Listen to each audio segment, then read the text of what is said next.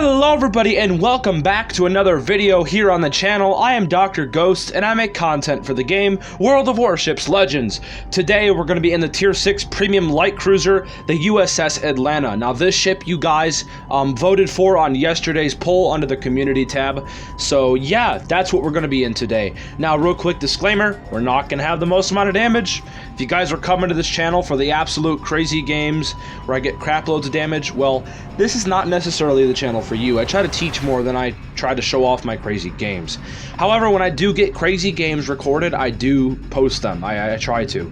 But this is the best one I got yesterday, so I hope you all do enjoy it nonetheless. And I'm going to go over what's the Atlanta, basically, what's it about, and yeah, talking about the ship's strengths or weaknesses, all that stuff if you guys aren't aware. Now, yeah, so the Atlanta is a Tier 6 Premium Light Cruiser. Since it's Tier 6 Premium, it makes quite a bit of money. Now, the Atlanta was actually a very, very formidable ship in real life. There's about 10 of these things made, I think. And there's also another ship in the game called the Flint. The Flint is also in this game as well. The Flint is basically an Atlanta-class light cruiser. They take away one of the 5-inch gun mounts and put AA there. Not just any AA, the classic 40mm Bofors where that 5-inch gun is. I quite like the Flint. Now, however, the Atlanta has 15 of these 5-inch guns. So you can dish out 15 5-inch guns every 5 seconds. It's pretty nasty. Now, on my build here, I have Norman Scott. I run EOP on this build, so I get the extra penetration on these shells. Now, usually I have a Beepley build, but this time I wanted to try something a bit different, and a full-on DPM build seemed to be the right thing to do here, so yeah, it worked out pretty nicely in this match.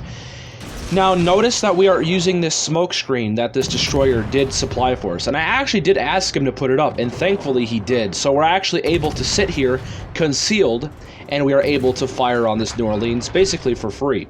Unfortunately, the Benham does yoink the kill, but hey, who cares? The guy's dead, that's all that matters. Now we're going to start moving on to the North Carolina. Now the North Carolina is coming at us. We are able to just keep dishing out these high explosive shells, and while we're doing that, I want to talk about some of the ship's strengths here. Now right off the bat, I want to get this out of the way. The AA of this ship is nasty.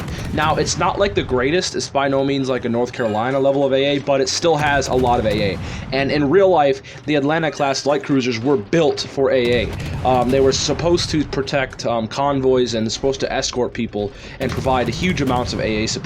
You got to keep in mind too that the 5-inch gun mounts, so all 15 of these guns, actually count as AA guns themselves. They are dual purpose 5-inch 127mm American guns.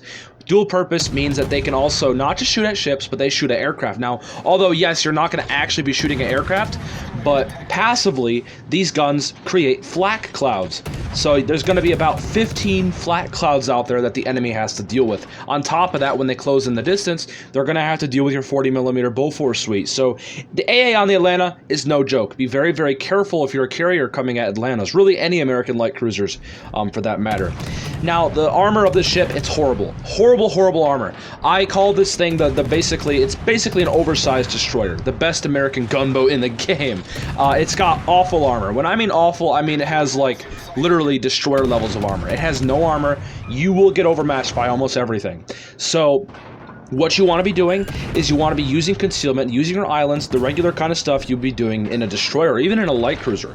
You do not want to be getting hit, because as you guys can see there, that Fiji is absolutely smacking the crap out of me with his 6-inch British short fused armor piercing, and it's not fun right now. And as you can see also, another weakness with the Atlanta is the gun armor. The guns get knocked out very easily because there's no armor on the turrets really at all. Now, however, just because we're angled a little bit, we actually are able to take out that Fiji because our EOP just absolutely ate him the crap up. Now, the speed and maneuverability of the Atlanta, it's actually okay, but it's not the best in the world. If you run for example, a speed build, you can get your speed almost up to 40 knots. Now, what I recommend you guys build the Atlanta for is concealment and stealth. I like to usually run a fat destroyer build on my Atlanta. However, in this match, I wanted to try something different, and I tried my Norman Scott build. Also, a little bit of history, by the way, guys. Rear Admiral Norman Scott was actually on the Atlanta when it sunk. He was actually one of the only admirals in World War II to actually go down with the ship.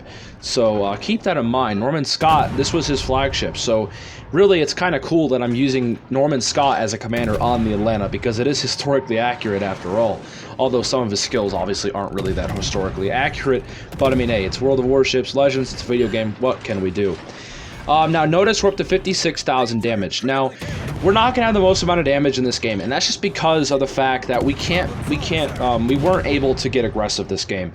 And that's just because there's so many heavy hitters out there that if we decide to be aggressive, there's a very, very good chance that we'll get absolutely obliterated. So what we're doing is we're sitting at range, using these 5-inch guns to our advantage. Now, speaking of 5-inch guns, one thing I haven't covered yet is the firing arcs on the Atlanta. The Atlanta has very, very, very high firing arcs. These shells shoot to the moon, down, and around. The firing arcs on the Atlanta are freaking awesome for lobbing shells over islands, but if you're trying to like win a fight against somebody that's at longer range, it's almost impossible. The Atlanta is actually really, really difficult to hit targets past 10 kilometers, unless they're sailing straight or coming at you, like, for example, that North Carolina was doing at the beginning of this match.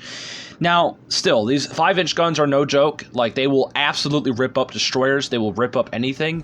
As you guys saw, even on that, like, that New Orleans at the beginning of the game, and that Fiji, we absolutely crapped on.